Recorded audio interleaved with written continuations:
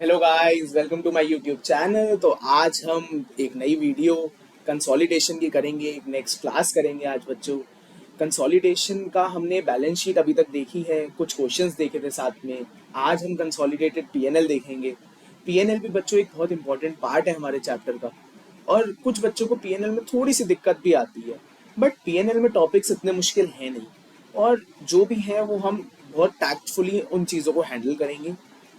थोड़ा कॉन्सेप्चुअली भी जाना चाहेंगे, बट मैं आपका ज़्यादा टाइम नहीं लूंगा। बिल्कुल कॉन्सेप्ट क्रिस्टल क्लियर करने की आपकी कोशिश करूंगा with in short period of time. और थोड़ा सा ध्यान रखिएगा। और दूसरी बात, अगर आपने अभी तक चैनल सब्सक्राइब नहीं करा तो प्लीज़ चैनल सब्सक्राइब कर दीजिए। और वीडियो पसंद आए तो उसको लाइक करिएगा और अपने दोस्तों के साथ शेयर कर दीजिएगा। ठीक है बच्चों, आज के लिए अब शुरू करते हैं क्लास को। Consolidated PNL. तो बच्चों, अभी तक हमने बैलेंस शीट देखी। कंसोलिडेशन ऑफ बैलेंस शीट में हमने कुछ स्टेप्स देखे, स्टेप्स की वर्किंग देखी और क्वेश्चंस देखे। आज हम शुरू करेंगे कंसोलिडेटेड पीएनएल। तो कंसोलिडेटेड पीएनएल, अगर मैं अपना स्टांस बताऊं ना बच्चों आपको, तो मुझे ये नॉर्मल बैलेंस शीट के क्वेश्चन से ज्यादा इजी लगता है। और इसका एक बहुत इसका एक बहुत बड़ा रीजन ये है कि कंसोलिडेटेड पीएनएल में ज्यादा कॉन्सेप्ट्स नहीं है, कुछ स्टेप्स नहीं है। It is very simple. कुछ लिमिटेड स्टेप्स हैं, लिमिटेड क्वेश्चन में पॉइंट्स आएंगे, लिमिटेड एडजस्टमेंट्स होंगी जिनको हमारे को एडजस्ट करके अपने पीएनएल तक पहुंचना होगा। तो आज इसको देखेंगे कि इसमें है क्या क्या, और चीजों को देखकर आगे बढ़ेंगे। तो बच्चों, पहले तो मैं इसका आपको फॉर्मेट बता देता हूँ। तो हमारे को क्वेश्चन में क्या दे रखा होगा? हमारे को क्वेश्चन में दे रखा होगा पेरेंट का पीएनएल, पेरेंट के पीएनएल की फिगर दे रखी होगी। और हमारे को क्या दे रखा होगा? सब्सिडरी के पीएनएल की फिगर्स। फिर यहाँ पे रेवेन्यू दे रखा होगा, रेवेन्यू में से minus cost of sales, GP आ जाएगा। जीपी में से आप ऑपरेटिंग एक्सपेंस माइनस कर देंगे, आपका आ जाएगा पीबीटी, प्रॉफिट बिफोर टैक्स। इसमें से आप टैक्स एक्सपेंस माइनस कर देंगे, तो आपका आ जाएगा प्रॉफिट आफ्टर टैक्स बच्चों। तो रेवेन्यू की फिगर दे रखी होगी पेरेंट की और सब्सिडरी की, कॉस्ट ऑफ सेल्स दे रखी होगी। फिर हमारे को ये निकल कर जीपी आ जाएगा हमारा। ऑपरेटिंग एक्सपेंसेस बता रखे होंगे पेरेंट के और सब्सिडरी के, पीबीटी आ जाएगा। पीबीटी बता रखा होगा, टैक्स बता रखा होगा, सब कुछ तो बता ही रखा है बच्चों। तो मुश्किल कहाँ है? कुछ मुश्किल नहीं है, सब बहुत आसान होगा। अभी आप मेरे साथ देखते जाइए। पैट की फिगर दे रखी होगी। अब आप कहेंगे सर हमें क्या करना है? तो बच्चों, आपको कुछ नहीं करना है, आपको कुछ भी नहीं करना। आपका काम सबसे इजी है। कंसोलिडेटेड पीएनएल, कंसोलिडेटेड पीएनएल करो और ये सारी फिगर्स ऐड कर दो। दैट्स इट भाई। इन दोनों को ऐड कर दो, सबको ऐड कर दो बस, आपके आंसर आ जाएंगे। ये माइनस आपका आ गया जीपी, ऑपरेटिंग एक्सपेंसेस ऐड करके माइनस कर दिए, आपका आ गया पीबीटी। फिर आपने पीबीटी में से टैक्स माइनस कर दिया ऐड करके, तो आपका आ गया प्रॉफिट आफ्टर टैक्स। तो कंसोलिडेटेड पीएनएल बन गया। अरे सर, ये तो बहुत आसान काम है, तो बच्चे भी कर सकते हैं। अरे बिल्कुल कर सकते हो बच्चों, कुछ मुश्किल नहीं है इसमें। चलो अब देखते हैं आगे। इसका एक क्वेश्चन ट्राई करना मेरे साथ। ये क्वेश्चन आपको एक करवा देते हैं इसका, तो आपको चीजें बेटर समझ आएंगी। बच्चों, इसमें मेरे साथ देखो, ध्यान रखना है। बट बच्चों, अभी जो हमने ये स्टेप्स देखे, इसमें अगर हमें फिगर्स को ऐड करना है, तो हमारी डेट ऑफ एक्विजिशन और जो हमारी रिपोर्टिंग डेट है उसमें पूरा 1 साल का डिफरेंस तो होना ही चाहिए भाई। अगर मिड ईयर एक्विजिशन हुई है तो यहाँ पे भी प्रपोर्शन करना पड़ेगा, बट वो चीजें अभी हम देखेंगे। पहले मेरे साथ एक सिंपल सा क्वेश्चन देखो। ये सिंपल सा क्वेश्चन मेरे साथ देखो एक बच्चों। इस क्वेश्चन में मेरे साथ पढ़ो एक बार। कैस्फिक company acquired 80% of the share capital of Derwent company on 1 June 2025। तो ये आपको डेट ऑफ एक्विजिशन दे रखी है। फिर the summarised draft statement of PNL for कैस्फिक and Derwent for the year ended 31 May 2026 are shown below. तो उसमें आपको revenue, cost of sales, GP, operating expense, PBT, tax, profit after tax दे रखा है। Prepare the Keswick Group's consolidation dated statement of P&L for the year ended 31/5/2026। तो हमारे को कुछ नहीं करना। हमारी डेट ऑफ एक्विजिशन से अगर मैं अपना ईयर काउंट कर लूँ, तो 1 जून, जुलाई, अगस्त, सितंबर, अक्टूबर, नवंबर, दिसंबर, जनवरी, फेब, मार्च, अप्रैल, मई, पूरे 12 महीने बच्चों हुए हैं। तो इसका मतलब हमारे को डरविंट कंपनी की प्रोपोर्शनेट नहीं लेनी पड़ेगी। अभी आप चीज़ों को बस समझने पर ध्यान लगाओ। तो मैंने ये देख लिया भाई, एक साल का पूरा पूरा गैप है, तो चलो इनका कंसोलिडेशन बना देते हैं, देख लेते हैं इनके कंसोलिडेशन में क्या होगा। साथ बच्चों इसका कंसोलिडेशन बनाओ, कंसोलिडेटेड पीएनएल, इसका कंसोलिडेटेड पीएनएल बना देते हैं। तो पहली तो रेवेन्यू हो गया। रेवेन्यू अगर मैं इन दोनों को ऐड करता हूं तो कितना रेवेन्यू बनता है? 11,600।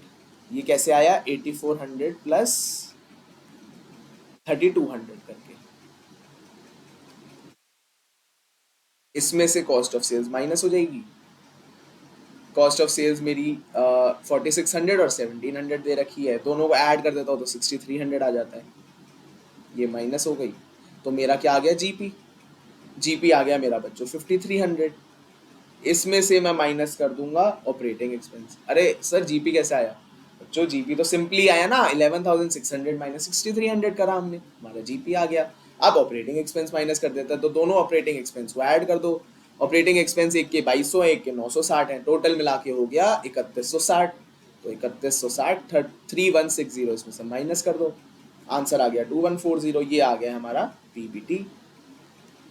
ये पीबीटी आ गया है, इसमें से टैक्स माइनस कर देंगे, टैक्स की टोटल फिगर बन के आ जाएगी बच्चों हमारी 600 प्लस 140 740। 740 माइनस हो जाएगा, आंसर आ गया हमारा पैट 1,400। अरे सर ये तो बहुत सिंपल है, बट बच्चों इतना भी सिंपल क्वेश्चन नहीं आएगा पेपर में, थोड़ा सी ट्रिक आएगा, कुछ एडजस्टमेंट्स आएंगी। तो देखेंगे अब हम एडजस्टमेंट्स को एक एक करके कि क्या क्या चीज़ें हैं, एडजस्टमेंट्स क्या क्या होंगी, और फिर आपको आगे बढ़ाएंगे एक एक स्टेप के साथ।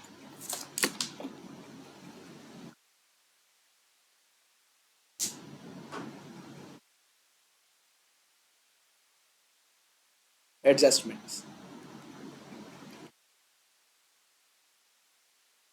बच्चों, सबसे पहली एडजस्टमेंट जो रहेगी हमारी वो होगी एनसीआई कैलकुलेशन। बच्चों अभी मेरे साथ ये एक बार नोट कर लो, पहले नोट कर लेना, फिर इसका मैं बाद में बताऊंगा आपको। तो सब्सिडरीज प्रॉफिट आफ्टर टैक्स हमारे को पता है, वो तो हमारे को क्वेश्चन में ही दे रखा होगा, तो ये क्वेश्चन से फिगर उतार ली। फिर इसमें से हम लेस करेंगे कुछ एडजस्टमेंट्स। क्या क्या एडजस्टमेंट्स? एक तो fair value depreciation, fair value adjustment का डेप्रिसिएशन।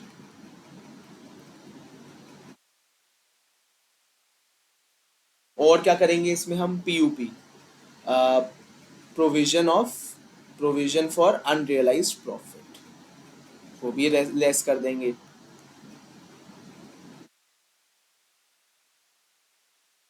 यहाँ पे लिख लो वेयर सब्सिडरी इज सेलर।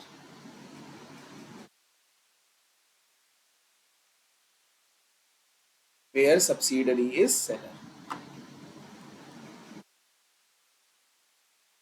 ये माइनस हो गया। और इम्पेयरमेंट बच्चों, इम्पेयरमेंट माइनस हो जाएगी। ये फिक्स फॉर्मेट है, इसको आप नोट कर लीजिए एक बार, फिर सारी चीजें देखेंगे वन बाय वन।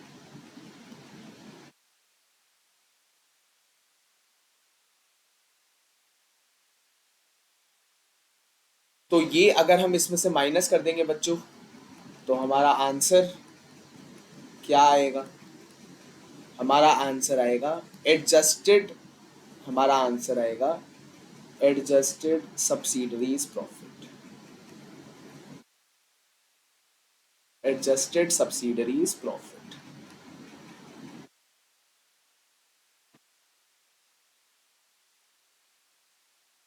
ठीक है जी, हमारा आंसर आ गया एडजस्टेड सब्सिडरी प्रॉफिट। इसमें इस एडजस्टेड सब्सिडरी प्रॉफिट, अब हमारे को एनसीआई की परसेंटेज निकालनी है, तो एडजस्टेड सब्सिडरी प्रॉफिट, एनसीआई का शेयर निकालने के लिए एडजस्टेड सब्सिडरी प्रॉफिट को आप मल्टीप्लाई कर दोगे किससे? प्रॉफिट को आप मल्टीप्लाई कर दोगे एनसीआई परसेंटेज से, और आपका निकल कर आ जाएगा एनसीआई का शेयर, एनसीआई का शेयर निकल कर आ जाएगा बच्चों। अब सर ये क्या क्या हो गया? तो बच्चों इसमें कुछ पॉइंट्स हैं जो अभी हम जब बाकी एडजस्टमेंट्स कर लेंगे तो इसके बाद इन पे वापस आएंगे, बट अभी के लिए आप कुछ ध्यान रखना बात है कि एनसीआई की कैलकुलेशन करनी होती है हमारे को पीएनएल में।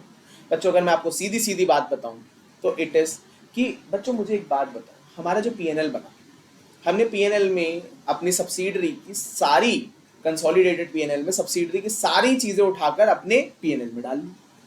अरे बट एनसीआई का भी तो कुछ हिस्सा होता है सर, हमारी मेजर शेयर होल्डिंग है, हमारी 50% से ज्यादा शेयर होल्डिंग है, बट सर पूरी तो नहीं है।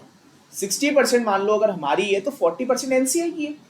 भाई 40% का एनसीआई को भी तो हिस्सा मिलेगा, रेवेन्यू में, कॉस्ट में, हर चीज में। तो क्या ये सारे प्रॉफिट हमारे हैं या एनसीआई का भी कुछ हिस्सा है? बिल्कुल है बच्चों, एनसीआई का हिस्सा। तो वही हम एनसीआई का हिस्सा इस स्टेप के थ्रू निकालते हैं और ये बहुत ही इंपॉर्टेंट स्टेप है, इसके मार्क्स होते ही होते हैं और ये आपको करना आना चाहिए। तो ठीक है जी, देखते हैं। अब मेरे साथ एक नोट लिख लो, एक नोट लिख लो मेरे साथ, ये भी समझा देते हैं। If adjustments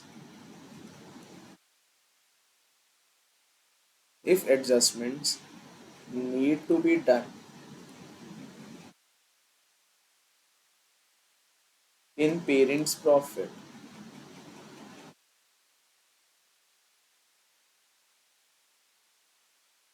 then impact will only be in consolidated P&L,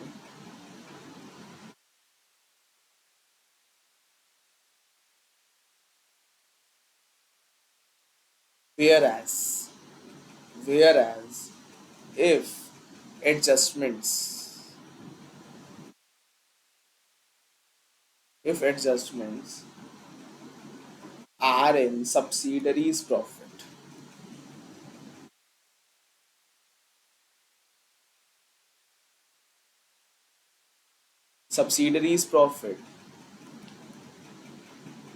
then impact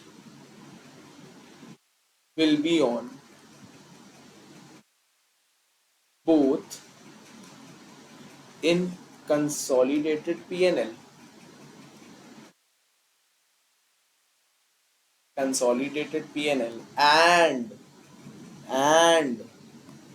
subsidiaries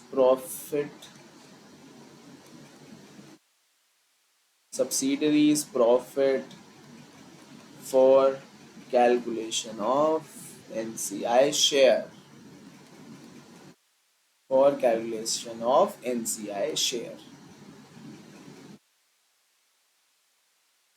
तो मेरे साथ ये नोट पढ़ो और समझो इसको। Note, if adjustments need to be done in parents profit, then impact will only be in consolidated P&L, whereas if adjustments are in subsidiaries profit, then impact will be on both in consolidated P&L and subsidiaries profit for calculation of NCI share। क्या मतलब है भाई? बच्चों अब ना हमें कुछ adjustments करेंगे, बट मेरे साथ ना एक मोटी मोटी बात समझो भाई। जो पेरेंट का प्रॉफिट है, अगर पेरेंट के प्रॉफिट में आप कुछ एडजस्टमेंट करते हो, पेरेंट के प्रॉफिट में आप कोई भी एडजस्टमेंट करते हो, तो बच्चों क्या उस पेरेंट का प्रॉफिट से एनसीआई रिलेटेड है? नहीं, पेरेंट के प्रॉफिट से एनसीआई तो रिलेटेड ही नहीं है सर, पेरेंट्स के प्रॉफिट से तो एनसीआई रिलेटेड ही नहीं है। तो इसकी एडजस्टमेंट तो सिर्फ इम्पैक्ट करेगी किसको? कंसोलिडेटेड पीएनएल को। भाई पेरेंट के प्रॉफिट में अगर कोई एडजस्टमेंट होती है तो वो सिर्फ इम्पैक्ट करेगी किसको? कंसोलिडेटेड पीएनएल को।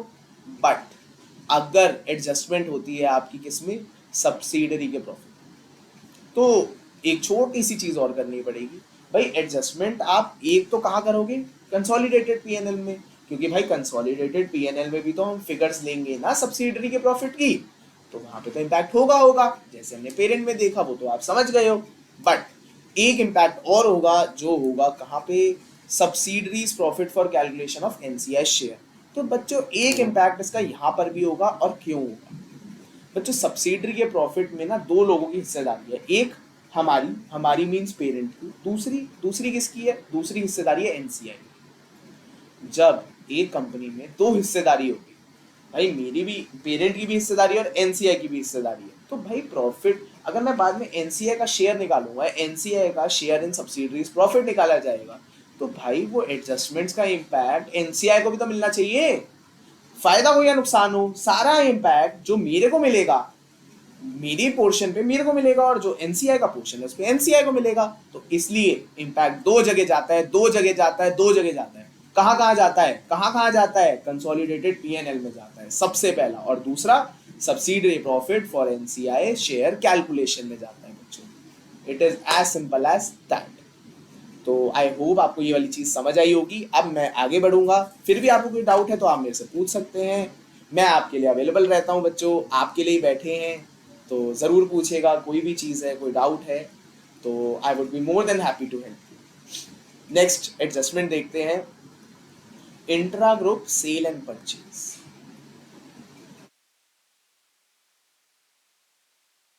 बच्चों one of my favourite points और एग्जामिनर का भी फेवरेट पॉइंट है, हम दोनों का बड़ा पसंदीदा पॉइंट है, और अब हम दोनों के पसंदीदा पॉइंट होने की वजह से पेपर में बहुत आता है। तो चलो देखते हैं कि ये है क्या।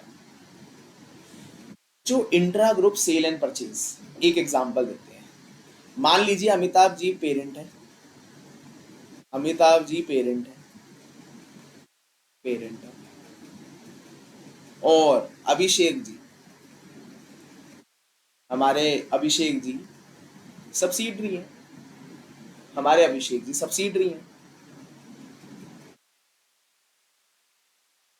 बच्चों मान लो अमिताभ जी ने, ये अमिताभ जी का पीएनएल है, ये अभिषेक जी का पीएनएल है।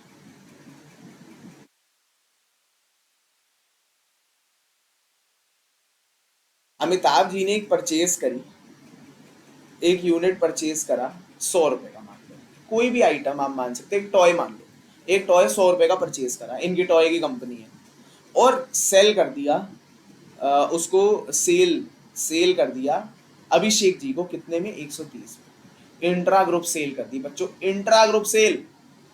दिमाग की बत्ती जल जानी चाहिए अब तक, तो इंट्रा ग्रुप सेल हुई है। तो अभी अभिषेक जी की बुक्स में देखा जाए तो एक परचेज आ गई होगी, कितने की परचेज आ गई होगी बच्चों, अभी हम उन दोनों की स्टैंड अलोन बुक्स की बात कर रहे हैं। तो अभिषेक जी के पीएनएल में एक परचेज आ रही होगी कितने की, 130 की, और मान लो वो सेल करते हैं उसको बाहर 150, इसको वो बाहर सेल कर देते हैं 150। तो बच्चों क्या कोई मेरे को ग्रुप का जीपी बता सकता है? बिल्कुल बता सकते हैं सर, हम बहुत होशियार हैं, हमने जो है आपकी पहले की क्लासेस देखी हैं, हमारे को सब आता है, हम अब बेवकूफ नहीं है सर। तो देखो मुझे भी बताओ ग्रुप जीपी क्या होगा।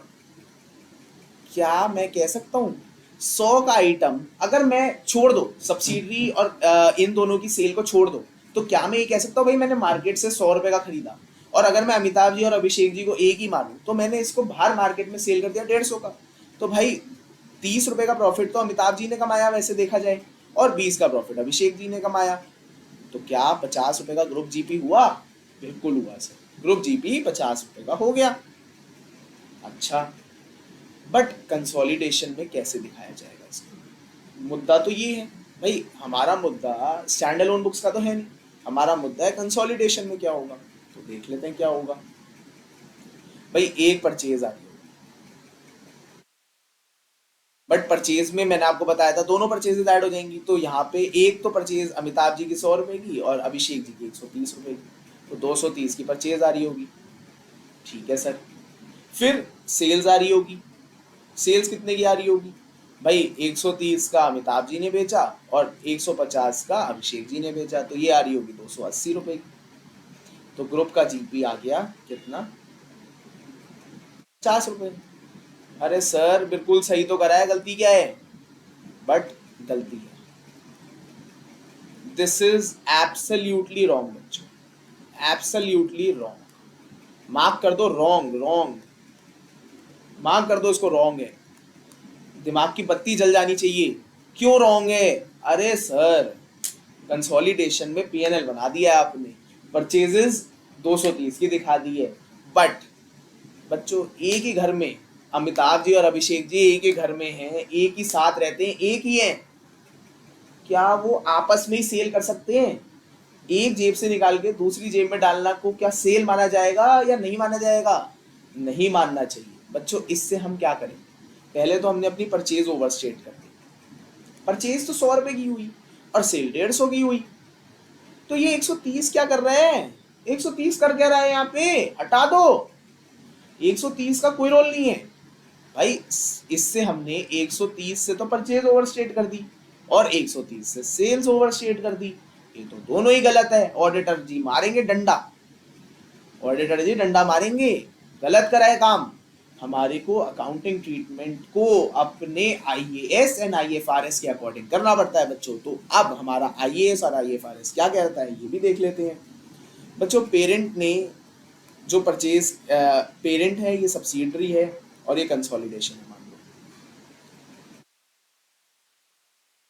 यहाँ पे एक छोटा सा एडजस्टमेंट का कॉलम बना लो भाई। पेरेंट ने सेल करी 130 की, अभिषेक जी ने कितने की करी, सब्सिडरी ने कितने की करी, सेल 150 की। तो यहाँ पे हमारा और परचेज जो थी, परचेज पेरेंट ने करी 100 की और सब्सिडरी ने कितने की करी, 130 की।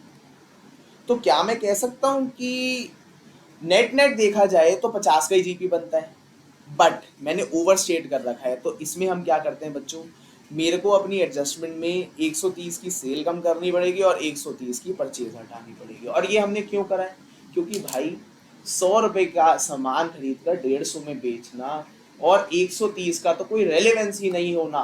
तो 130 का रेलेवेंस भी हम अपनी बुक्स में नहीं रखेंगे, उसको बुक से हटा देंगे। इस वजह से हम दोनों सेल्स में और परचेज में 130 इंट्रा ग्रुप सेल्स माइनस कर देंगे।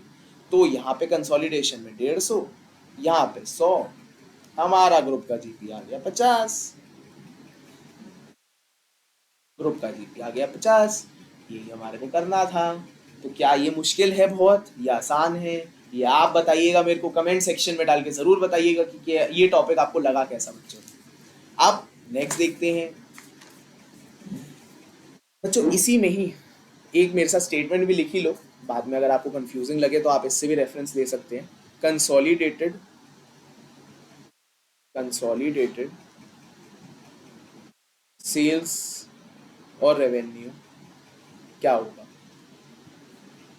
कंसोलिडेटेड सेल्स और रेवेन्यू क्या होगा, ये होगा P's revenue plus S revenue. भाई इन दोनों का रेवेन्यू ऐड कर देंगे, इसमें से इंट्रा ग्रुप सेल माइनस कर देंगे, इंट्रा ग्रुप सेल्स माइनस कर देंगे और हमारा आंसर आ जाएगा सर। ठीक है जी। अब कंसोलिडेटेड कॉस्ट ऑफ सेल्स में क्या होगा वहां भी देख लेते हैं भाई। पी की cost of sale sir add कर देंगे पहले, फिर सी की भी, एस की ऐड कर देंगे, सी बोल रहा हूँ बच्चों, एस की, एस की कॉस्ट ऑफ सेल्स भी ऐड कर देंगे, इसमें से इंट्रा ग्रुप सेल्स हटा देंगे और हमारा इम्पैक्ट परफेक्ट हमारी बुक्स में दिखाई देगा। ना तो हमारी परचेजेस ओवरस्टेट हुई और ना ही हमारी सेल्स। तो बच्चों ये तो सिर्फ एक एडजस्टमेंट इसलिए करी गई है बुक्स को साफ रखने के लिए, बुक्स को क्लियर रखने के लिए। ठीक है बच्चों, होप करता हूँ आपको ये चीज समझ आई होगी। अब एक और बहुत उससे भी ज्यादा इंपॉर्टेंट टॉपिक करेंगे अब, प्रोविजन फॉर अनरियलाइज्ड प्रॉफिट।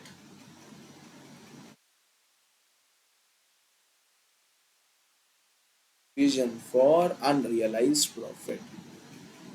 बच्चों हैंडराइटिंग बहुत खराब है मेरी, आई एग्री, बट थोड़ा सा एडजस्ट कर लो उसके साथ। बाकी चीजें मैं पूरी उम्मीद करूंगा कि आपको समझ आए। तो प्रोविजन फॉर अनरियलाइज प्रॉफिट, अब सर ये क्या है, क्या बला है? अरे सर हमें सब पता है, आपने हमारे को पढ़ाया तो है बैलेंस शीट में, हमें पता है क्या होता है प्रोविजन फॉर अनरियलाइज प्रॉफिट। बच्चों जो चीज हम दोबारा पढ़ चुके हैं वो दोबारा नहीं करेंगे, आगे की चीज पे ध्यान लगाएंगे। तो बच्चों पेरेंट ने अगर सेल करी होगी सब्सिडरी को या सब्सिडरी ने पेरेंट को, इन दोनों ने आपस में कोई सेल करी होगी और मान लो इनके पास ईयर एंड पे कोई इन्वेंट्री बच जाती है, ईयर एंड पे इन्वेंट्री बच जाती है और सेल करी हुई है। इसका क्या मतलब है भाई, इन्वेंट्री में ना कुछ प्रॉफिट अनरियलाइज जा रहा होगा, कुछ प्रॉफिट ऐसा होगा जो अब अमिताभ जी ने अभिषेक जी को तो बेचा, बट अभिषेक जी आगे नहीं बेच पाए। अब अभिषेक जी जब आगे नहीं बेच पाए तो अभिषेक जी की इन्वेंट्री में अमिताभ जी का प्रॉफिट है, अमिताभ जी का ये प्रॉफिट हमें हटाना पड़ेगा, अमिताभ जी का ये प्रॉफिट हटाना पड़ेगा। और कैसे हटेगा, अभी पढ़कर आए हैं हम नोट में सर, सब आता है हमारे को, आप हमारे को बेवकूफ मत समझो। तो ठीक है, आप ही बताओ। कुछ भी दिक्कत नहीं है बच्चों इसमें, सिंपल सिंपल ऐड कर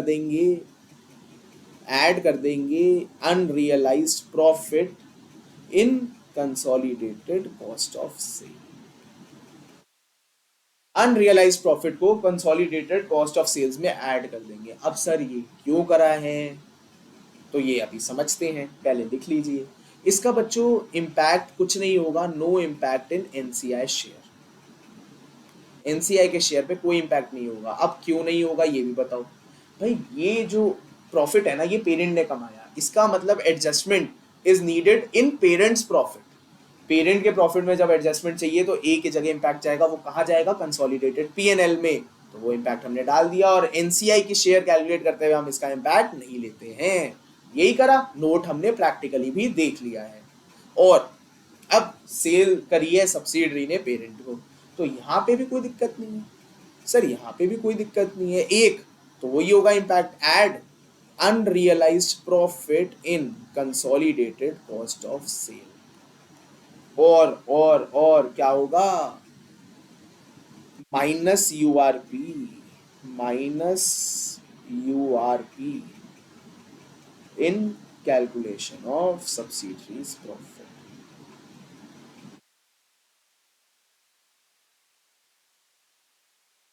तो ये इम्पैक्ट होगा। अरे सर सिंपल तो है, इसका इम्पैक्ट जाएगा दो जगह, कौन सी, एक तो कंसोलिडेटेड पीएनएल, ये हो गया आपका कंसोलिडेटेड पीएनएल का इम्पैक्ट, और ये इम्पैक्ट हो गया आपका सब्सिडरी प्रॉफिट एनसीआई कैलकुलेशन के लिए। तो हमने सर ये चीज तो देख ली कि हाँ भाई आप सही बता रहे थे, आपको पता तो है। चलिए आगे करते हैं। अब आप कहेंगे सर ये यूआरपी निकला कैसे, आया कैसे। बच्चों यूआरपी की कैलकुलेशन तो बहुत सिंपल है, उसका भी अभी आपको एक एग्जांपल से ही समझाऊंगा। बट हमने करा क्यों, ये करा क्यों, ये इंपॉर्टेंट है आपके लिए समझना, और यही अब हम समझेंगे। तो ठीक है जी, समझ लेते हैं।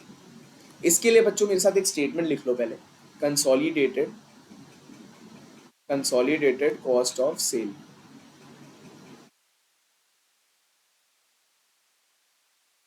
तो इसमें पेरेंट का cost of sale plus subsidiary की cost of sale plus minus intra group sales, intra group sale minus हो जाती है, वो तो हमें पता है सर, और यूआरपी ऐड हो जाएगा। या तो वो पेरेंट से सब्सिडरी ने करा, या सब्सिडरी ने पेरेंट को करा। अब बच्चों ये यूआरपी ऐड क्यों हुआ, ऐड क्यों हुआ है बच्चों। यूआरपी क्या है, अनरियलाइज्ड प्रॉफिट। भाई हमारा जो प्रॉफिट है ना वो बढ़ा हुआ है, हमारे को उसको करना है कम। ऐसा प्रॉफिट हमारी बुक्स में एडेड है जो प्रॉफिट असली में हुआ ही नहीं है, हमारे को फेक प्रॉफिट है। बच्चों यहाँ पे लिख लो इसको, फेक प्रॉफिट, ये फेक है। जैसे हमारे दोस्त फेक होते हैं वैसे प्रॉफिट भी फेक। अब ऐसे प्रॉफिट, ऐसे जो दोस्त होते हैं, ऐसे जो प्रॉफिट होते हैं ना, ये बच्चों हमारा खर्चा होते हैं, इनको हम अपने साथ रख के बर्डन कैरी करते हैं। तो ऐसे बर्डन को हटा दो, और जाए तो जाने दो, ऐसे बर्डन को हटा दो, जाए तो जाने दो। अब जाना कैसे है वो क्वेश्चन है, बट हम उस बारे में तो दोस्तों की तो बात करेंगे नहीं, बट हम बात कर लेते हैं अपने कंसोलिडेटेड कॉस्ट ऑफ सेल्स की। तो बच्चों आपको अपना प्रॉफिट कम करना है, आपको अपना प्रॉफिट कम करने के लिए क्या मैं कह सकता हूँ भाई, अगर आप खर्चे, अगर आपका प्रॉफिट ये है, अगर आप अपना खर्चा बढ़ा दो, खर्चा अगर आप बढ़ा दो तो प्रॉफिट कम हो जाएगा, खर्चा बढ़ा दोगे तो प्रॉफिट कम हो जाएगा, और अगर आप अपना खर्चा कम कर देते तो प्रॉफिट बढ़ जाता है। अब आपको अपना प्रॉफिट करना है कम, प्रॉफिट करना है कम, तो खर्चा क्या करना पड़ेगा, बढ़ाना पड़ेगा। यही करा हमने, अनरियलाइज प्रॉफिट को ऐड कर दिया, अनरियलाइज प्रॉफिट को ऐड कर दिया अपनी कॉस्ट ऑफ सेल्स में, जिस वजह से हमारा खर्चा बढ़ जाएगा और ये अनरियलाइज प्रॉफिट हमारी बुक में से हट जाएगा। ये फेक प्रॉफिट हमारी बुक में से हट जाएगा। तो क्या मैं अपनी बात बोलने में सक्षम रहा? ये भी जरूर बताना कमेंट सेक्शन में बच्चों।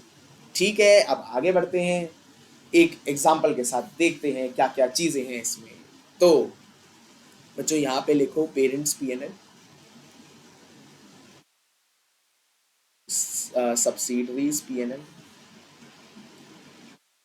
यहाँ पे लिखो एडजस्टमेंट्स और यहाँ पे लिखो कंसोलिडेटेड।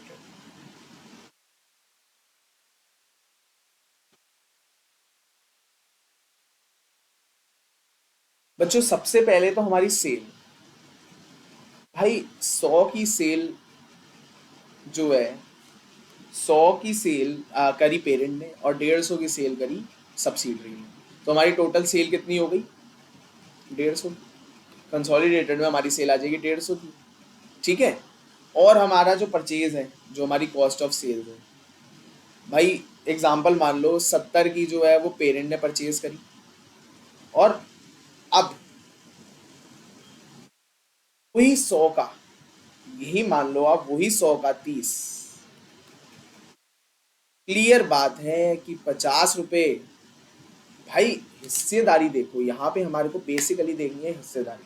100 की सेल करी पेरेंट ने, 50 की सेल करी सब्सिडरी ने, टोटल हो गई 150। कॉस्ट ऑफ सेल्स में हमारी, मान लीजिए ये हमारा टोटल हो गया 100, बट मान लो हमारा 10 का यूआरपी था, 10 का यूआरपी था हमारा, तो 10 यहाँ पे हम क्या करेंगे, ऐड कर देंगे, तो ये हमारा कितना हो जाएगा, 100 + 10, 110 हो गया। तो हमारा जो जीपी आया वो तो 40 आ गया निकल कर, ये 30, 20, और एडजस्टमेंट्स में हमने करके दिखा दिया कि भाई सर हमने इसमें से अपना यूआरपी ऐड करके अपना एडजस्ट कर दिया है। तो इस तरीके से हम कुछ इसको ट्रीट करते हैं। आई होप आपको ये चीज़ समझ आई हो, नहीं भी आई तो मैं एक बार दोबारा समझाने की कोशिश कर देता हूँ। बच्चों मान लो 100 की सेल, टोटल सेल जो है वो 150 की हुई, तो पेरेंट का जो उसमें हिस्सा 100 का और सब्सिडरी 50 का, कॉस्ट ऑफ सेल्स पेरेंट की 70 और इसकी 30। अब इसने जो है बेचा था किसको, पेरेंट ने बेचा था सब्सिडरी को, तो भाई सब्सिडरी के बुक्स में कुछ प्रॉफिट होगा, ये 10, ये जो 10 है, अब ये अनरियलाइज प्रॉफिट है, जो माल नहीं बिका, जो माल नहीं बिका उसका प्रॉफिट हटा दिया, तो ये हमारी कॉस्ट ऑफ सेल्स आ गई और हमारा जीपी आ गया, और इन दोनों का स्टैंड अलोन जीपी भी आ गया। तो इस तरीके से हम इस क्वेश्चन को टैकल करते हैं बच्चों। अब मेरे साथ जो है तीसरी एडजस्टमेंट देखना, इंट्रा ग्रुप इंटरेस्ट। सर ये क्या है, ये इंट्रा ग्रुप इंटरेस्ट क्या है? तो समझते हैं बच्चों क्या है। अब मेरे साथ समझो, मान लो बच्चों पेरेंट ने, ये पेरेंट है, ये सब्सिडरी है, पेरेंट ने सब्सिडरी को दिया लोन, पेरेंट ने सब्सिडरी को दिया लोन, पेरेंट की इन्वेस्टमेंट इनकम, अब पेरेंट को मिलेगा इंटरेस्ट तो उसके लिए इन्वेस्टमेंट इनकम आएगी, और सब्सिडरी उस पर इंटरेस्ट देगा तो उसके लिए फाइनेंस कॉस्ट हो जाएगी बच्चों।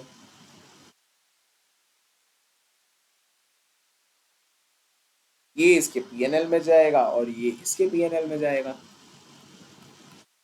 बट बच्चों यहाँ पे सोचो हो क्या रहा है, भाई अगर मैं दोनों को अलग अलग देखूं, अमिताभ जी और अभिषेक जी को अलग अलग देखूं, तो अभी अमिताभ जी ने अभिषेक जी को लोन दिया है, बट क्या असली में ये लोन है? भाई एक, दोनों एक ही है, क्या वो एक जेब से निकालकर दूसरी जेब में रखना, घर में ही ट्रांजैक्शन करना और घर से ही इंटरेस्ट लेना और अपनी इनकम दिखाना और वहां पे खर्चा दिखाना, क्या ये जस्टिफाइबल चीज है? बिल्कुल भी नहीं है। तो यहाँ पे हम ये इन्वेस्टमेंट इनकम और फाइनेंस कॉस्ट में से ये इंट्रा ग्रुप इंटरेस्ट हटा देंगे बच्चों, इसको हम हटा देते हैं अपनी बुक्स में से। तो देखो कैसे हटाते हैं बच्चों। एग्जाम्पल इसका करना है एक, बनाओ केस 1, केस 1 पहले करते हैं। मान लो पेरेंट और सब्सिडरी है, ये इन्वेस्टमेंट इनकम आ रही है,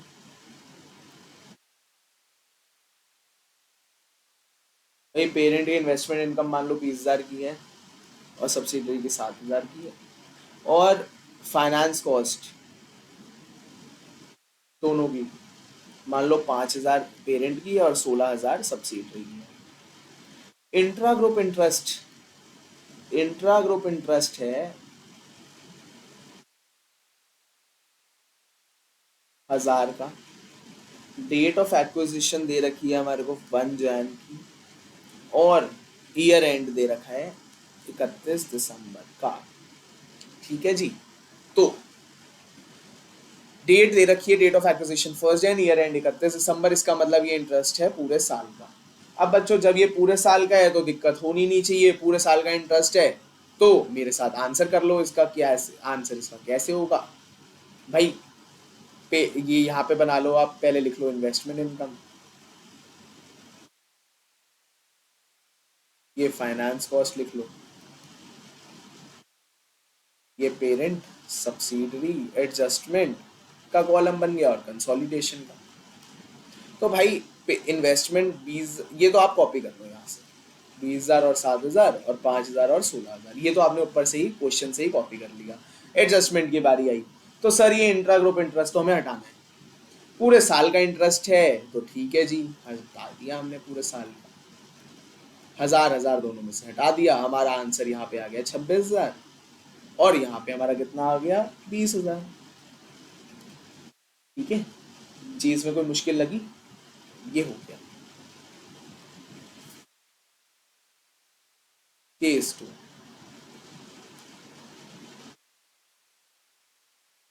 केस 2 में बच्चों मेरे साथ देखो, अब ये केस है मिड ईयर एक्विजिशन का, थोड़ा सा दिमाग लगेगा बट बहुत सिंपल है, देखना मेरे साथ। डेट ऑफ एक्विजिशन 1 अप्रैल के दिन मान लो अक्वायर करा कंपनी को।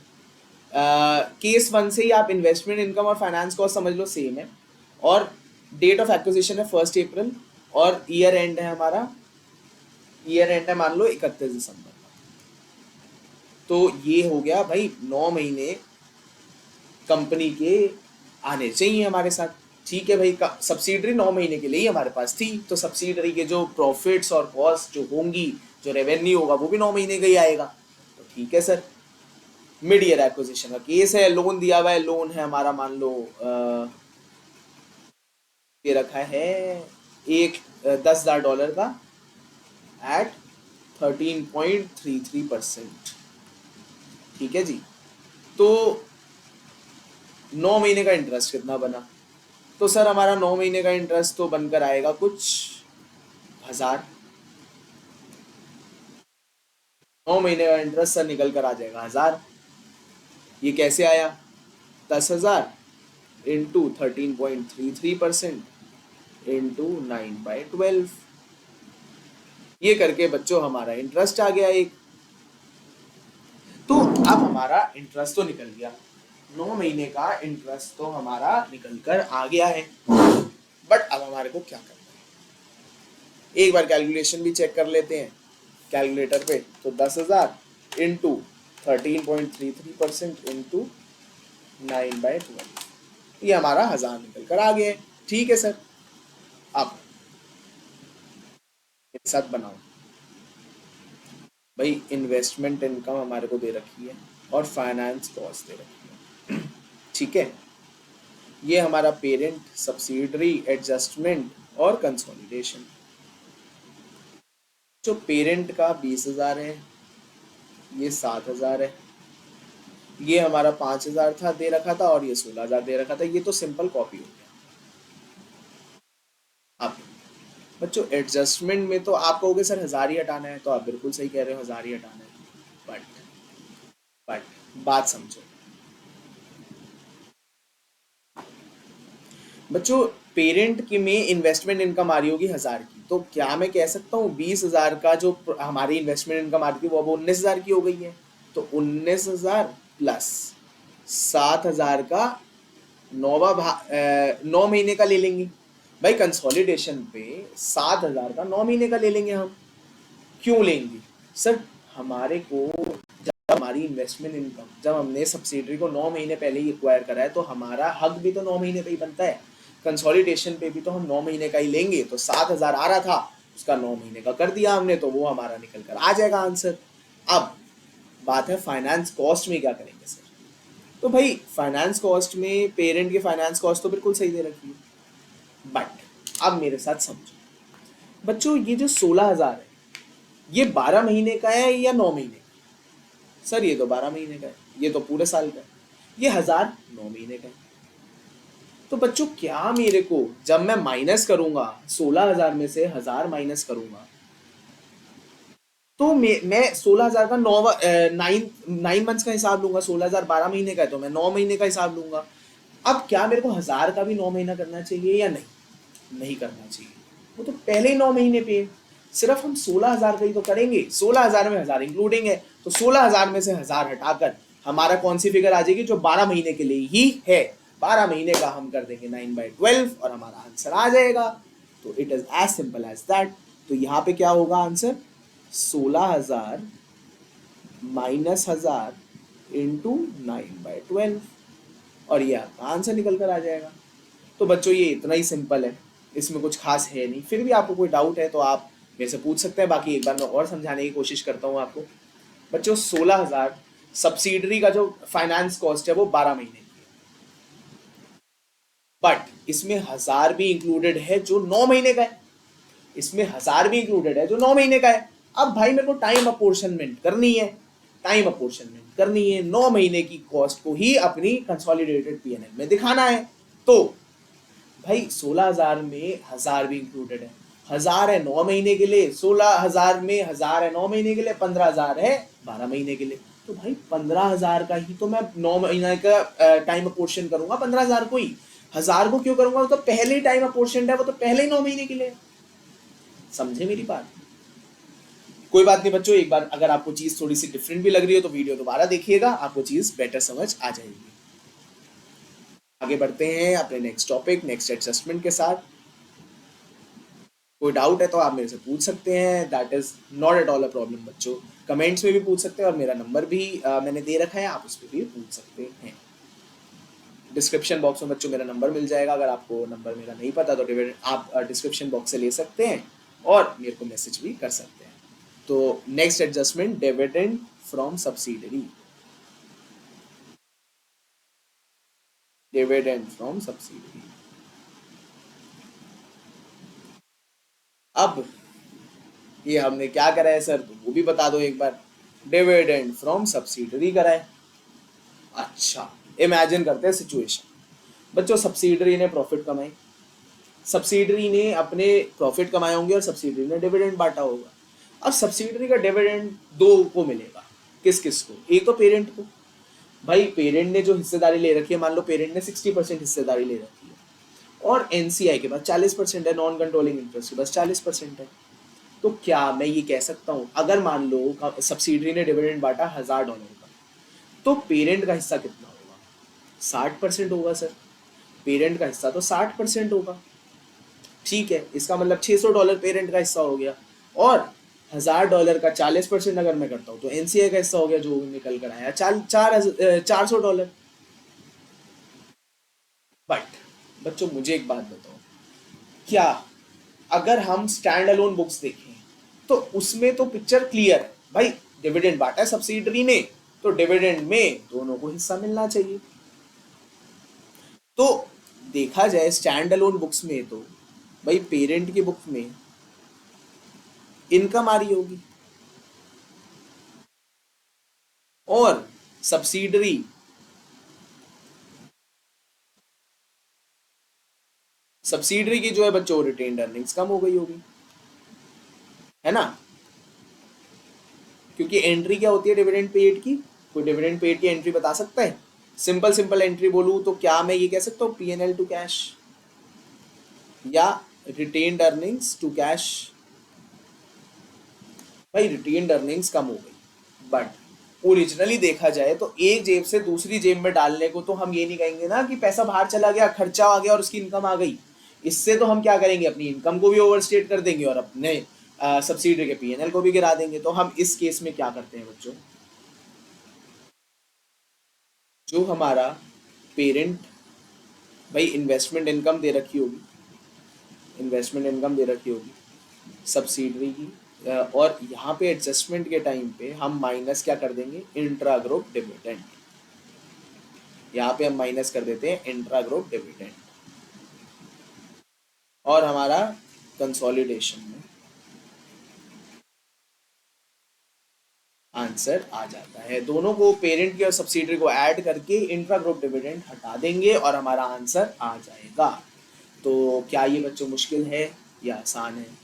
बहुत आसान है सर। इंट्रा ग्रुप डिविडेंड अब कैसे कैलकुलेट करेंगे? तो कैलकुलेट करने का तो बच्चों सिंपल ही है, अमाउंट इक्वल्स टू सब्सिडरीज, मान लो subsidiaries dividend into parents percentage, dividend distributed into parents percentage. तो भाई 1000 का मान लो डिविडेंड करा, पेरेंट ने 60% हिस्सा था, तो $600 का इंट्रा ग्रुप डिविडेंड है, ये माइनस हो जाएगा हमारी एडजस्टमेंट में, दोनों में से बच्चों। तो आई होप आपको ये चीज़ समझ आई होगी। बहुत सिंपल है बच्चों, बहुत मुश्किल नहीं है, बट चीज़ों को कॉन्सेप्चुअली समझना है हमारे को, चीज़ों को रटिफाई नहीं करना है हमारे को, चीज़ों को क्रैम नहीं करना है, समझ कर करना है। अब नेक्स्ट एडजस्टमेंट मेरे साथ देखना, मेरे साथ नेक्स्ट एडजस्टमेंट देखना बच्चों। सॉरी फोन आ गया था। 6th fair value adjustment, sorry बच्चों ये 5th एडजस्टमेंट है, ये 5th एडजस्टमेंट और ये वाली 4th एडजस्टमेंट है, फेयर वैल्यू एडजस्टमेंट। अब ये क्या बला है? अरे सर हमारे को सब आता है, आपने हमारे को कंसोलिडेटेड बैलेंस शीट में पढ़ाया हुआ है, हमारे को आता है। और बच्चों जो ये वीडियो पहली बार देख रहे हैं, मेरे चैनल पे पहली बार आए हैं, आप मेरी कंसोलिडेशन की बाकी वीडियोस देख लीजिएगा एक बार, उसमें मैंने बहुत क्लियरली ये सारी चीज़ें समझा रखी हैं। और फिर ही आप ये वीडियो देखें, आई वुड सजेस्ट दिस। मैं अपनी वीडियो डिस्क्रिप्शन बॉक्स में ऐड कर दूंगा उसका लिंक, आप प्लीज़ वो वीडियोस देख लीजिएगा, उसके बाद इस पर आइएगा। तो fair value adjustment, fair value adjustment, तो ये क्या है सर? एक तो फेयर वैल्यू की एडजस्टमेंट हम कहाँ करते थे सर? अपने स्टेप 2 में करते थे, स्टेप 2 में करते थे हम। तो इंक्रीज और डिक्रीज हमारी फेयर वैल्यू का in the value of non current asset. भाई कोई भी इंक्रीज या डिक्रीज नॉन करेंट एसेट में विल नॉट इम्पैक्ट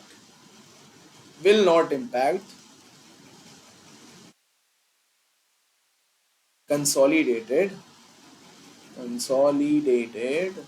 P&L। इसका इम्पैक्ट कंसोलिडेटेड P&L में नहीं होगा, इसका इम्पैक्ट कहाँ होगा?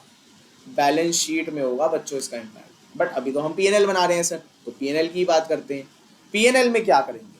P&L में बच्चों एक चीज आती थी, एक्स्ट्रा डेप्रिसिएशन। याद करो भाई, मान लो आपका कैरिंग अमाउंट से $1000 आपने ऊपर उसकी फेयर वैल्यू लगाई, उस पे ऊपर $1000 पे, तो $1000 पे डेप्रिसिएशन भी तो एक्स्ट्रा लगेगा।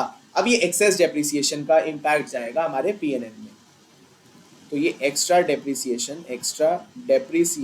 का इम्पैक्ट कहाँ जाएगा? हमारे P&L में जाएगा। तो क्या क्या होगा? एक तो ऐड कर देंगे हम अपनी कंसोलिडेटेड कॉस्ट ऑफ सेल में। तो सर ये क्यों करा? अरे भाई खर्चा बढ़ रहा है, तो बढ़ा दो कॉस्ट ऑफ सेल्स में, ऐड करो अपने खर्चे को। और माइनस किस में से करेंगे? Minus from subsidiaries profit while calculating NCI। तो NCI का शेयर निकालते हुए भी हम ये चीज माइनस कर देंगे, एक्स्ट्रा डेप्रिसिएशन का जो एलिमेंट है वो हम उसमें से माइनस कर देंगे, तो हमारा आंसर आ जाएगा वाइल कैलकुलेटिंग NCI।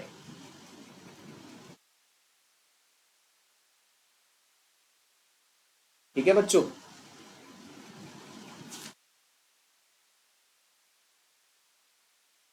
इसका आपको एक एग्जांपल भी दे देते हैं। मान लो कैरिंग वैल्यू हमारी जो थी वो 1000 थी और फेयर वैल्यू लगाई गई 1200, तो 200 का तो एक्सेस हो गया। अब ये तो बैलेंस शीट को इम्पैक्ट करेगा, बट मान लो अभी लाइफ बची थी एसेट की 10 साल, तो 200 डिवाइड बाय 10, ये हमारा एक्सेस डेप हो गया, ये हमारा एक्सेस डेप हो गया। इसको हम अपनी बुक्स में ट्रीट कर देंगे किस तरीके से? एक तो अपनी कॉस्ट ऑफ सेल्स बढ़ा के, भाई खर्चा बढ़ रहा है, एक्सेस डेप्रिसिएशन आ रहा है, एक्सेस खर्चा आ रहा है, तो अपनी कॉस्ट ऑफ सेल्स में ऐड कर दिया। और क्या करेंगे? और सर ये खर्चा सब्सिडरी के बुक्स में होना चाहिए, तो सब्सिडरी की एडजस्टमेंट है ये सब्सिडरी के प्रॉफिट में, तो हम इसकी एडजस्टमेंट एक और जगह करेंगे। कहाँ करेंगे सर? इसको हम करेंगे subsidiaries profit for calculation of NCI share. तो दैट्स इट बच्चों, इसके लिए तो अभी तक तो यही था इसमें, बाकी अब हम और एडजस्टमेंट्स देखते हैं। अब सेवंथ, अगर नहीं सॉरी बच्चों, सिक्स्थ मैं आपको बताऊं तो सिक्स्थ हमारी एडजस्टमेंट है impairment of goodwill. Impairment of goodwill, impairment of goodwill.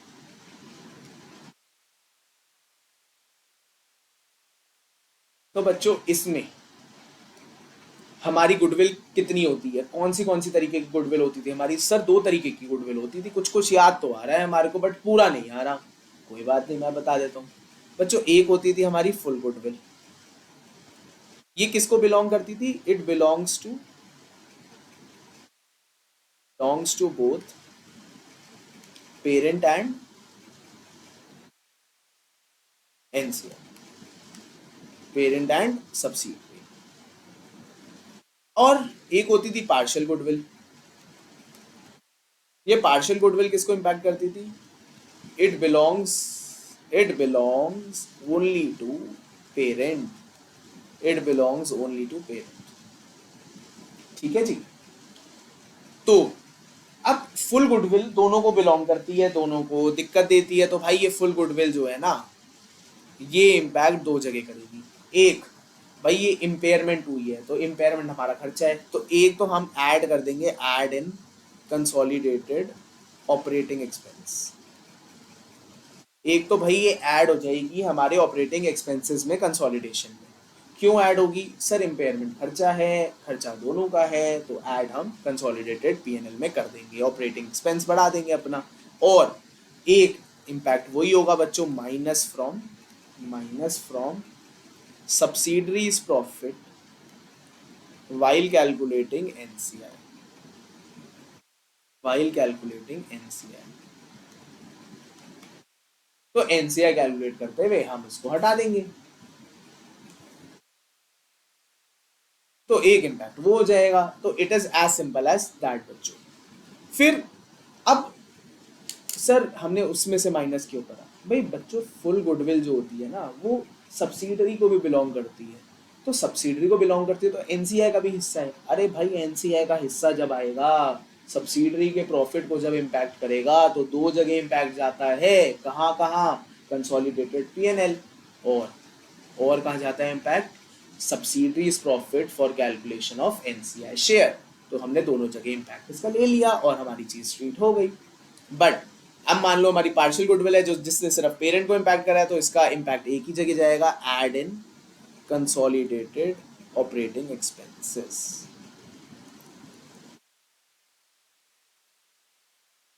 इसको सिर्फ एक ही जगह इम्पैक्ट जाएगा, कहाँ? कंसोलिडेटेड पीएनएल में। हम अपना कंसोलिडेटेड ऑपरेटिंग एक्सपेंस बढ़ा देंगे। करता हूँ आपको ये चीज समझ आई होगी, बहुत ही इजी है, बहुत मुश्किल नहीं है, बट चीजों में समझने वाली बात तो है बच्चों। अब हमारा सेवन पॉइंट है हमारा इंटरेस्ट और अनवाइंडिंग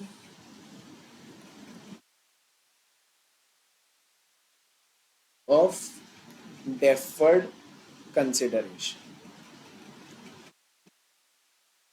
बच्चों इंटरेस्ट हमने पढ़ा था, डेफर्ड कंसिडरेशन जो है हम अपनी प्रेजेंट वैल्यू पे रिकॉर्ड करते हैं और इसकी अनवाइंडिंग करते हैं ईयर ऑन ईयर।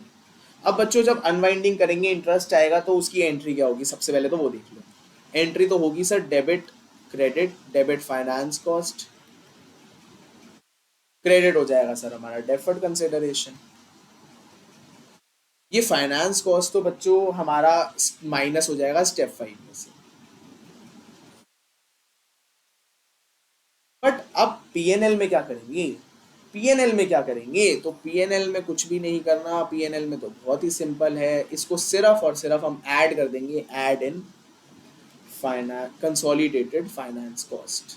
इसको हम ऐड कर देंगे कंसोलिडेटेड फाइनेंस कॉस्ट में। ये इतना ही सिंपल है, सिर्फ इसका एक ही एडजस्टमेंट है, कंसोलिडेटेड फाइनेंस कॉस्ट में ऐड कर देना। नेक्स्ट,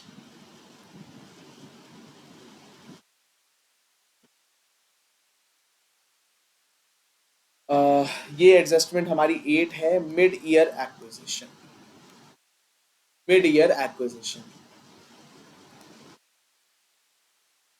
अब ये मिड ईयर एक्विजिशन क्या है ये भी देख लेते हैं। सर मिड ईयर एक्विजिशन क्या है? ये कुछ भी नहीं है, ये तो आप पहले ही कर चुके हो। सबसे simple, time apportionment of subsidiaries result, of subsidiaries result.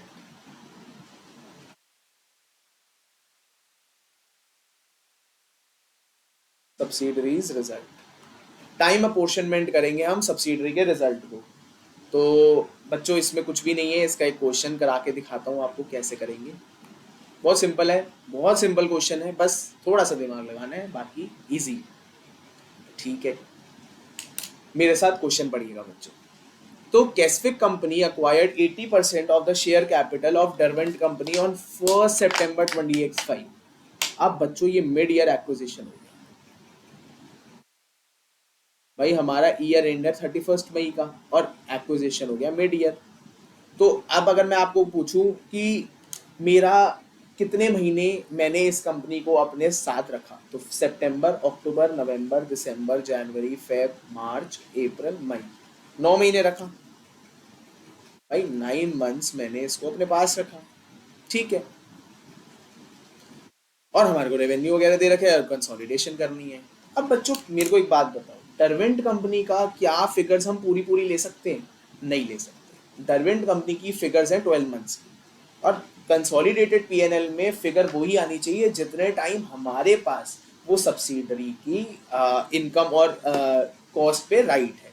वो राइट हमारा सिर्फ 9 मंथ्स का है, जब after date of acquisition, post acquisition period का, तो हम वही लेंगे। अब देखो मेरे साथ इसको हम कैसे करेंगे बच्चों, मेरे साथ ये क्वेश्चन देखिएगा।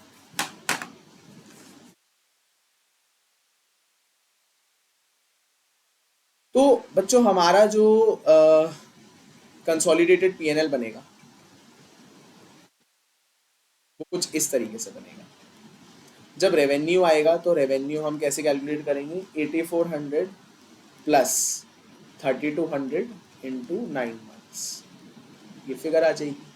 फिर कॉस्ट ऑफ सेल्स 4600 पेरेंट का प्लस 1700 इंटू 9/12। बच्चों साथ साथ कैलकुलेट भी कर ही लेते हैं। 3200 इंटू 9/12,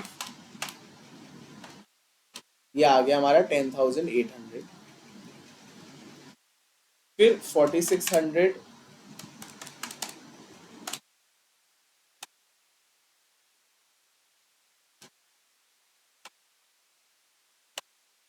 प्लस 4600, 5875, यहाँ पे ये माइनस हो जाएगा, तो जीपी आ गया। जीपी आ गया हमारा 4925। इसमें से हम माइनस क्या कर देंगे? Operating expense. तो ऑपरेटिंग एक्सपेंस 2200 प्लस 960 का हो जाएगा 9 मंथ्स का, तो ये आ गया हमारा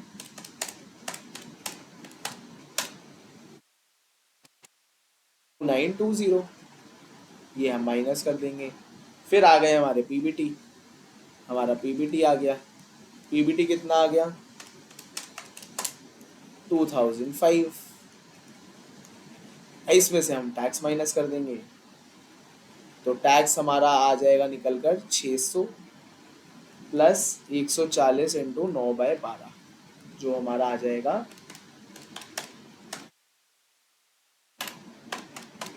705। और हमारा प्रॉफिट आफ्टर टैक्स कितना आ गया? ये आ गया हमारा 1300। तो it is as simple as that बच्चों, सिर्फ इसका टाइम अपोर्शनमेंट करना है, जितने भी महीने पोस्ट एक्विजिशन के हैं वो हम इसमें ऐड करेंगे, प्री एक्विजिशन से हमारे को कोई मतलब नहीं है। ठीक है बच्चों। अब सर अब हम ये सब तो समझ गए, अब हमारे को ना वो फर्स्ट पॉइंट समझा दो। अब फर्स्ट पॉइंट पे वापस आ जाते हैं बच्चों। ये एनसीआई की कैलकुलेशन क्या है? एनसीआई की कैलकुलेशन तो सिंपल ही थी। एनसीआई की कैलकुलेशन तो भाई इसलिए हम करते हैं क्योंकि इस 9 महीने में भी, अगर मैं एग्जांपल लूँ अपना पुराने वाला, 9 महीने में भी भाई एक तो पेरेंट का मेरा हिस्सा है, एक सब्सिडरी का हिस्सा है, सॉरी एनसीआई का हिस्सा है। सिर्फ मैं ही थोड़ी इसका प्योर प्योर ओनर हूँ। मेरे पास कोई 100% थोड़ी है कंपनी, एनसीआई के पास भी है। एनसीआई के पास मान लो इसका 40% है। तो भाई एनसीआई के प्रॉफिट्स भी तो हमारे को अलग देखने होंगे और अपने प्रॉफिट्स अलग देखने होंगे। तो एनसीआई का हिस्सा कैसे निकलता है बच्चों? सब्सिडरी का प्रॉफिट आफ्टर टैक्स दे रखा होगा, ये हमारे को दे रखा है। इसमें से हम डेप्रिसिएशन को माइनस करेंगे। बच्चों ये डेप्रिसिएशन माइनस क्यों हुआ? डेप्रिसिएशन माइनस इसलिए हुआ इस प्रॉफिट में से क्योंकि भाई एनसीआई ना सिर्फ और सिर्फ हिस्सा प्रॉफिट्स में नहीं ले सकता, खर्चों में भी उसको हिस्सा लेना होगा, इनकम में भी हिस्सा लेना होगा। अगर कोई इनकम भी होगी तो भी एनसीआई को मिलेगा, खर्चा होगा तो भी एनसीआई को मिलेगा। तो डेप्रिसिएशन हम एनसीआई में से भी, एनसीआई के प्रॉफिट्स में से भी माइनस करेंगे। फिर PUP, provision for unrealised profit, भाई हमारे सब्सिडरी ने कुछ माल बेचा है तो इसमें सब्सिडरी के प्रॉफिट में आ रहा होगा। तो सब्सिडरी के प्रॉफिट का क्या सारा जो सब्सिडरी का प्रॉफिट है अनरियलाइज वाला, वो क्या हम सारा पेरेंट को दे देंगे या एनसीआई को भी मिलेगा? एनसीआई को भी मिलेगा। क्यों मिलेगा भाई? एनसीआई सिर्फ राइट्स एंजॉय नहीं कर सकता, एनसीआई को कॉस्ट भी बेयर करनी होगी। इम्पेयरमेंट, अगर फेयर वैल्यू मेथड के थ्रू हम इम्पेयरमेंट निकालते हैं तो वो भी बच्चों दोनों को मिलता है, पेरेंट को भी मिलता है, सब्सिडरी को भी मिलता है। सब्सिडरी में दोनों का हिस्सा है, हमारा भी है और एनसीआई का भी है। तो हम इम्पेयरमेंट माइनस कर देंगे, हमारा सब्सिडरी के प्रॉफिट निकल कर जाएंगे एडजस्टेड। इसको हम अपने एनसीआई के परसेंटेज के साथ निकाल देंगे तो ये एनसीआई का शेयर निकल कर आ जाएगा। बच्चों it was as simple as that. फिर भी कोई डाउट है तो आप मेरे से इस नंबर पर पूछ सकते हैं। ठीक है जी। अब आगे बढ़ते हैं अपने नेक्स्ट टॉपिक के साथ, जो है IAS 28 एसोसिएट। IAS 28 associate. बच्चों एसोसिएट, ये एसोसिएट क्या होता है अब हम ये भी समझते हैं।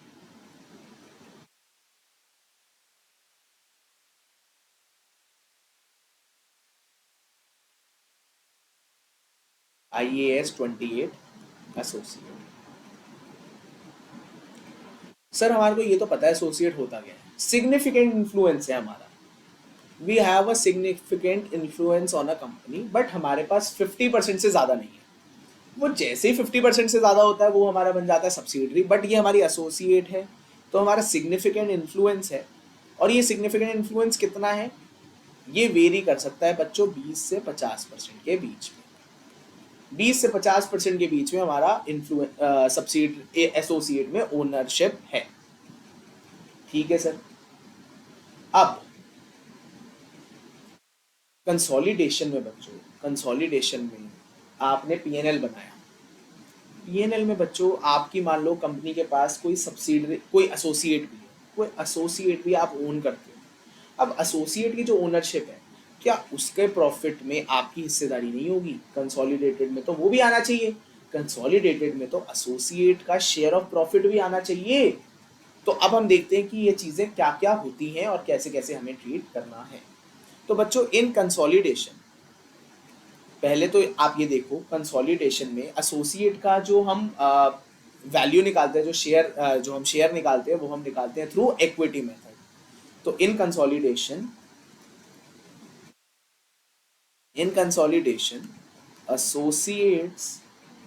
associate will be shown under equity method।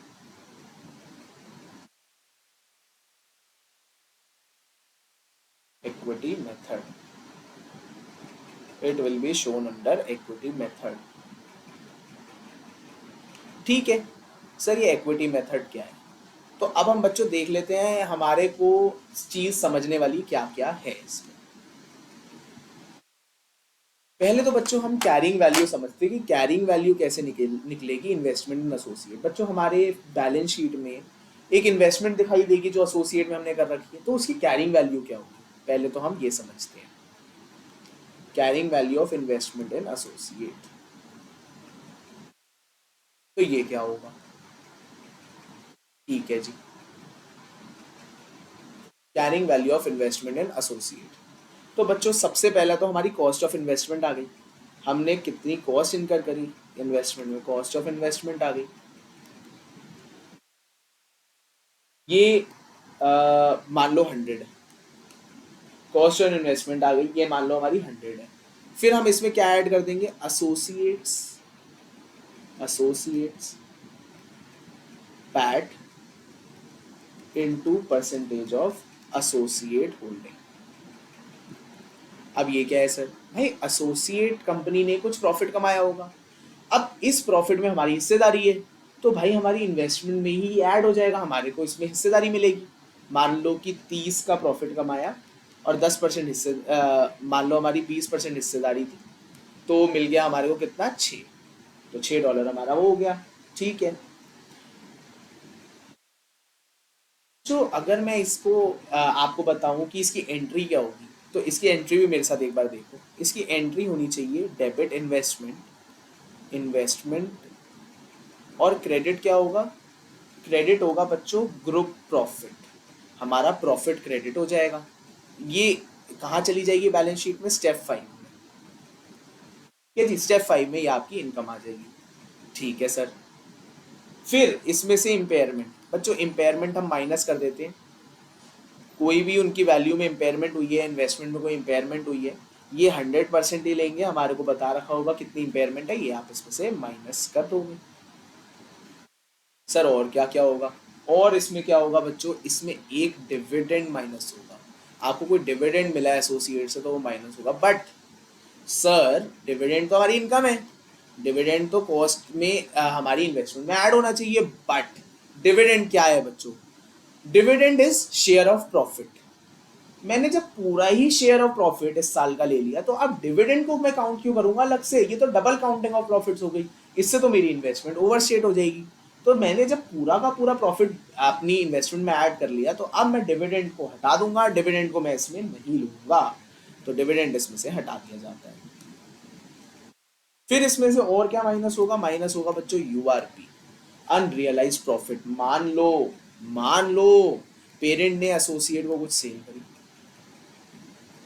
भाई जो एसोसिएट ने पेरेंट को सेल करी वो इसमें नहीं आएगा, वो हमारी बुक्स में कैरिंग वैल्यू को कोई इफेक्ट नहीं करेगा। बट मान लो पेरेंट ने एसोसिएट को कोई सेल करी, पेरेंट ने एसोसिएट को कोई सेल करी, इसमें पेरेंट का कोई अनरियलाइज प्रॉफिट है, पेरेंट का कोई अनरियलाइज प्रॉफिट है, तो वो प्रॉफिट भी हम इन्वेस्टमेंट में से हटा देते हैं। हमारा IAS 28 कहता है कि इसको भी अपनी इन्वेस्टमेंट की वैल्यू में से हटा दो, तो ये हमारी कैरिंग वैल्यू आ गई बच्चों, this is our carrying value. और ये हमारा कहाँ दिखेगा, NCA में, non current asset in consolidation, consolidated balance sheet, ठीक है जी। तो हमारा कंसोलिडेटेड बैलेंस शीट को हमने समझ लिया। अब सर मुझे एक बात बताओ, क्या कंसोलिडेटेड पीएनएल में, क्या कंसोलिडेटेड पीएनएल में, मान लो ये पीएनएल है, एग्जांपल देता हूँ आपको, ये मेरे पेरेंट का पीएनएल है, ये सब्सिडरी का पीएनएल है, और ये है एसोसिएट का पीएनएल। तो कंसोलिडेशन करते हुए मान लो ये सेल्स है, ये कॉस्ट ऑफ सेल्स है, और ये जीपी है। मान लो सेल्स, इस सब्सिडरी के सेल्स ये है, एसोसिएट की सेल्स ये है, कॉस्ट ऑफ सेल्स पेरेंट की ये है, सब्सिडरी की ये है, और एसोसिएट की ये है।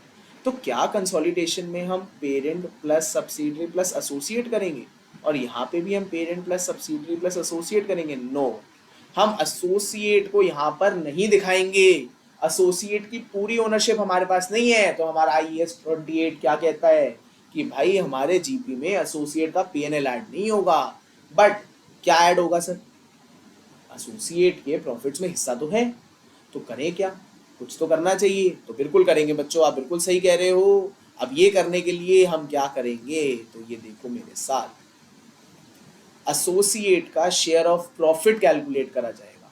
हमारा हमारा कितना प्रॉफिट है एसोसिएट के, एसोसिएट की प्रॉफिट्स में, एसोसिएट शेयर ऑफ प्रॉफिट, ये हम कैलकुलेट करेंगे। तो associates PAT into percentage of holding in associate, ये हो गया हमारा क्या, ये हमारा हो गया शेयर ऑफ प्रॉफिट।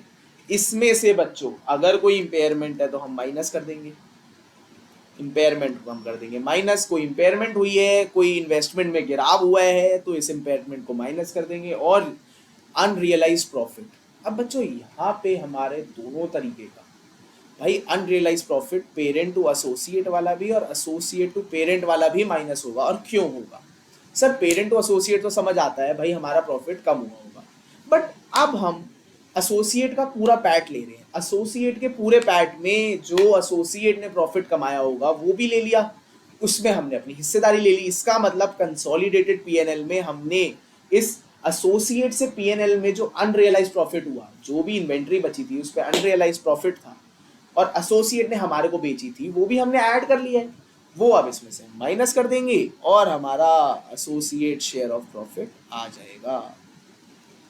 ये फिगर कहाँ चली जाएगी बच्चों, ये जाएगी show this after GP, after gross profit in consolidated PNL. ये आपका बुक हो जाएगा और आपकी टेंशन हो गई खत्म बच्चों। तो यही हमारा इतना सा था कंसोलिडेटेड पीएनएल। मैंने कोशिश करी कि आपको एक ही क्लास में पूरा कंसोलिडेटेड पीएनएल के एडजस्टमेंट्स कराने की। आई होप बच्चों आपको ये चीज़ समझ आएगी, फिर आप इसमें धीरे धीरे करके चीज़ों को समझेगा। कोई डाउट है आप मेरे से पूछ सकते हैं। और आज के लिए मैं अब आपसे अलविदा लूँगा। अभी तक आपको अगर वीडियो पसंद आई है तो वीडियो को लाइक कर दीजिए और चैनल को सब्सक्राइब कर दीजिएगा अगर आपने नहीं करा है। कुछ मेरे बड़े प्यारे बच्चे हैं जिन्होंने चैनल को सब्सक्राइब कर रखा है, और भी प्लीज़ इस चैनल को सब्सक्राइब करिए, अपने फ्रेंड्स के साथ शेयर करिएगा बच्चों।